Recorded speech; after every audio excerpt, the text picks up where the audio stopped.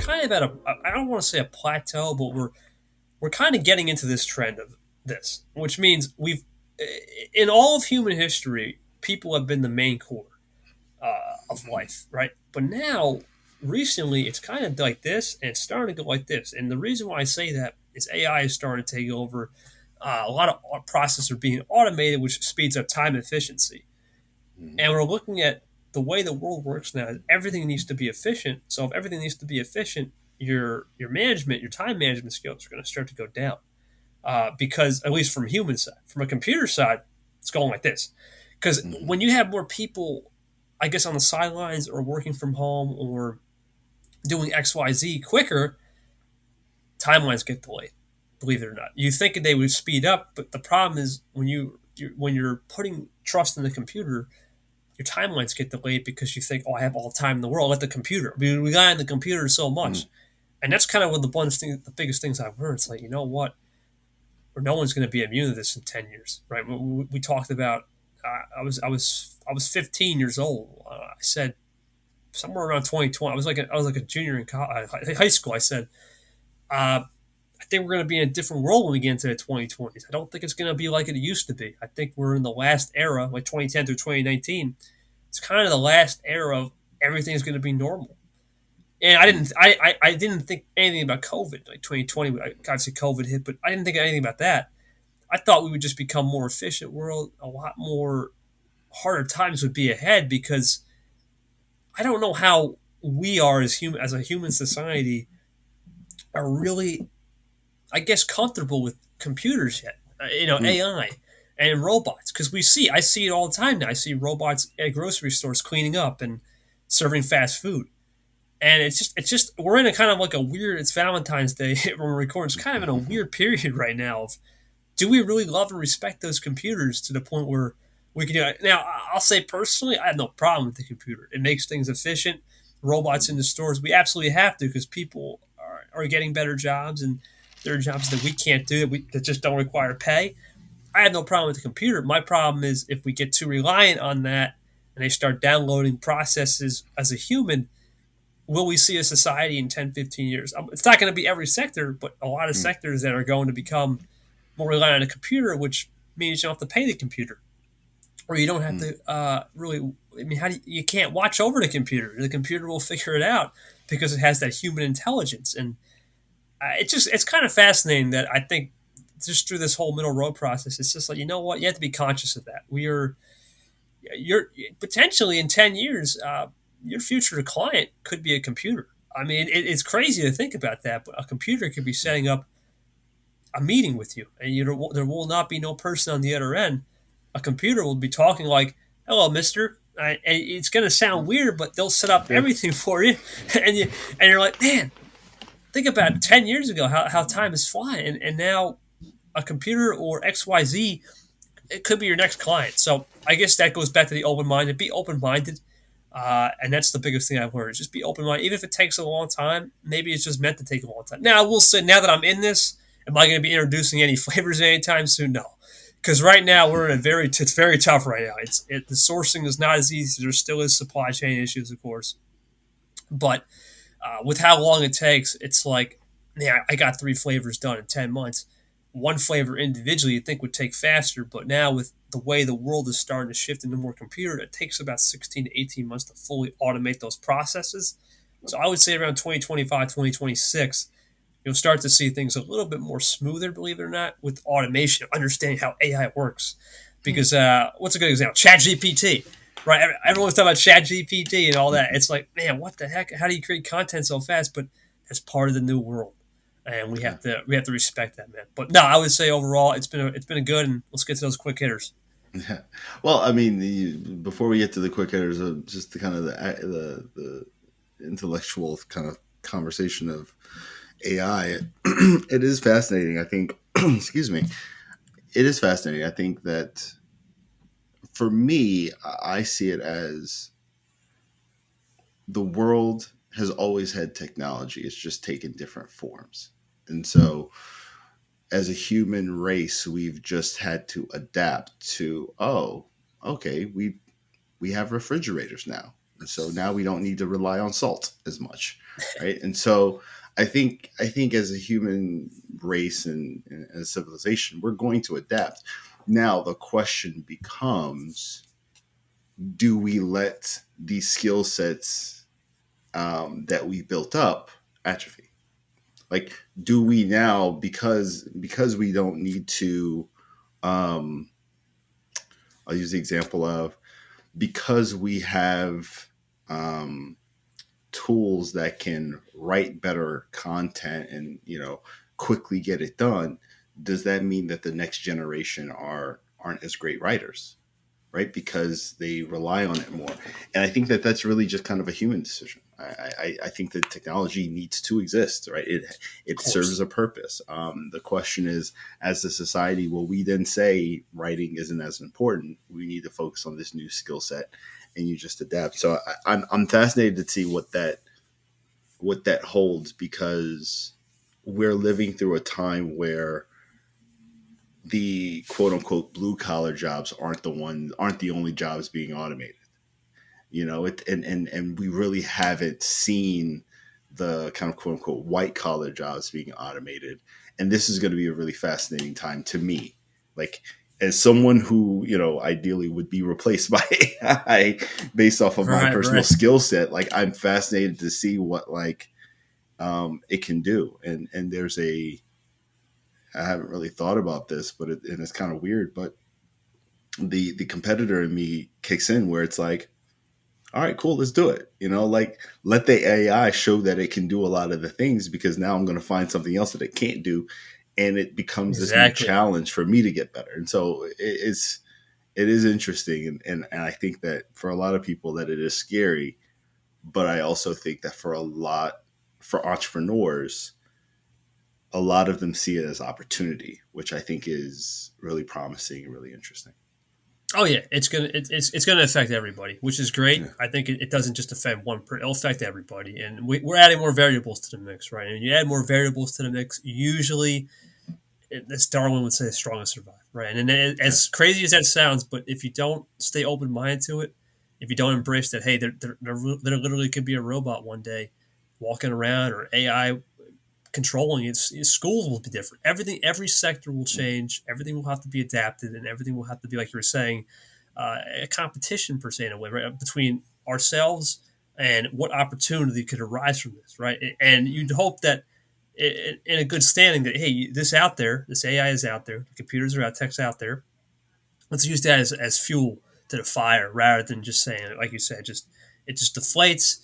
It gets too moldy, and it squishes out. It's important to sometimes have that little competitive fire. Maybe it was a wake up call, right? Like I said years ago, I think maybe this is a wake up call to say, hey, we're all one day going to have to adapt. We're not Hmm. we're not just in the same world, and people would know. We talk about blue and white collar. People who are no collar, right? People who are 10, 12 years old, maybe they know more, because let's be honest, when I go to a restaurant now, I see these kids on the phone at 5 years old. They know what they're doing. I don't care what Yeah. anyone says. Hey, these guys know what they're doing really fast, and that's just because of human evolution, right? Because their brains. It's funny though. My brain is like right about here, but their brain capacity is like way back here. They actually are very smart. It's just how you raise them, and how much energy and good nature and good choices you put in them. Well, actually, you'd hope that would put them into a better path than me and you, for example. But Right. that's a whole different story for another day. But it is fascinating to see how the evolution of business and life and entrepreneurship is going to change, not just now, but in the future, with how things are going to be more efficient, faster, at your fingertips. But also, there is now more competitive spirit to say, hey, it's computer versus me sometimes, and that's a good thing, because that gives you that extra juice that people just don't have nowadays. A lot of people are kind of stagnating out. Growth is kind of peaked in certain areas, so now it's a good idea to say, hey, let's reevaluate and let's see what we can do better and incorporate the computers for sure. Yeah. Absolutely. All right. The quick hitters. You ready? Yes, sir. All right. What books would you recommend to other entrepreneurs? Tough one. This I would say that the one book I read that was really good. It has nothing to do with entrepreneurship. It's The Giver. It was Mm, about. I read this years ago, but it was a book about utopia. right? How the utopia world would exist. There is a character, and he just lives through this utopia world, and you start to realize as you're reading, everything is the same, everything is normal. Like, everyone's wearing the same. Like, I'm wearing your black shirt, I'm wearing a black shirt, same headphones, same kind of mold. And when you get to the end of it, it's like, do I really want this to be the same world? Mm, And that's it. And that's the quick hitter, right? Do I really would I be happy waking up with the same thing, the same exact person, same exact clothing every day? Like, mm, everyone's wearing a white shirt, for example, white pants, same headphones, and would I be just happy walking around? And it really kind of, it's a cliche, but it's kind of puts you in a perspective. Like, we need to embrace uniqueness. yeah. It's okay. It's okay to have a utopia in your mind, but what you see in the world is not, it's not what it appears. So our visions basically are not as they appear. Is the objects in the mirror closer than they appear? Same thing with this. Your visions are not as close as they appear. And when you read that book, it's like, you know what, you're right. If we Mm, really want a utopia, then we all be equal, which is great. But it's not how the world works. Not everything's a freedom per se of, okay, we're all going to do this and wake up. Is that, it's to some people that might be cool, but at the same time, it's like, if everyone's doing the same thing every day, come home at the same time every day, watch the same thing every night, right. it starts to mind screw you. So that's a good. It's definitely one of my recommendations for sure. That's awesome. All right. What question should I ask the next guest? All right. So for the next guest, and this is kind of interesting one, I would say, what are some things you always wanted to do, but you never actually have seen it in person? So let's say, I'll give you an Mm, example. So what is something you've always wanted to do? Right. Let's say it's go on a trip to Australia, but you've never seen it in person. So how do you compartmentalize what you're saying and when you're actually going to do it? So, for mm, example, let's say I've never been to Australia, right? Uh, but I've never seen it as well, because, like, you think, well, I see it on the internet, but, like, I never seen it, as in, I just had know nothing about it. Maybe there's a place I know absolutely nothing about it. Would you take that chance, right? mm. If you had the opportunity, because it goes back to the fear. Do you have the fear or do you not have the fear? So that's the question, I would say. It's interesting. So, what's something? Um, what's something that you can imagine, but you haven't actually seen it in real life? Like the example I can think of, I think they actually exist now. I don't know if they're good, but when I was like 7 or 8, I remember telling my mom, I said, I want to invent a washer and dryer that, like, one unit that washes your clothes and Okay. dries it so you don't actually have to move it over yourself. Yeah. And yeah, like I could imagine it. I was 7, so I couldn't really do anything with it. But I think they do exist in Europe. I don't think they're good, but I think that there is that the technology was invented. But no, that is a really good question. Like, what's something that you want to do, or you something that you've imagined doing, but it doesn't actually, like, you haven't seen it exist, and are you willing to put in the work to actually like make it exist? That's a really cool question. Yeah, no, it is, Oh, because it's a really, it really gives you a challenge of, like, oh wow, I got to think about this one for a minute. So that's why I did it. yeah. And then my last question, um, what's an entrepreneur, or what type of entrepreneur would you be most interested in hearing on the podcast? I definitely don't want someone who's just in the beverage space. It's cool. It would be very nice, but I Yeah. like someone who's just completely doing something way out in left field, right? Let's say they're doing something in art or something in sports memorabilia, something just completely different. I'm a Yeah. big believer in, you only can grow better if you learn from other avenues, right? Because Yeah. just because I'm in the beverage space, I do appreciate a lot of things, right? It's not just the beverage space. If someone's doing something in art, I love to hear about what processes they go through art. What's their creativity? An author, for example, or actually, an author would be a crazy one now with how, or educator, how AI has changed their ways of teaching, for example. So Yeah.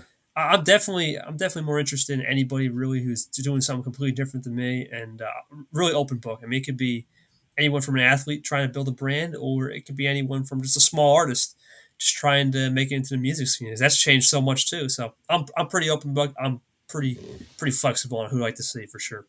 Yeah, I like it. That's how I learn. I like taking people that just love what they do, and it's a completely different thing that I do, and I still feel like I learn the most from their unique perspective. So I dig it. And then the last question, of Yeah. course, is how can people find you and get to know you a little bit more, and you get to know Middle Road a little bit more? Yeah, Middle Road Energy will be on Instagram. At Middle Road Bev will be at Snap. Middle Road Energy on TikTok. It's at Middle Road Energy, and then for myself is at Mr.KevinTouch on Instagram, and then our Discord is at Middle Road Energy. Those are kind of the main ways. I have a dot card, just a new day's dot card came in the mail, so I'll definitely give you that link Mm-hmm. when the time comes. And yeah, I'm always open book. Always try to get back to DMs and answers very fast within a day and or sooner. Sometimes around the spot. Just depends on what time you DM me. But other than that, yeah, I'm open book. Looking forward to hearing what you guys think of this episode. And thanks to Boyega here for creating a great platform for me to and many entrepreneurs to discover who they are. Awesome, Kevin. I appreciate it, man. This is awesome, and like you said, let's keep talking to strangers. That's it. Let's keep rolling. That's it, buddy.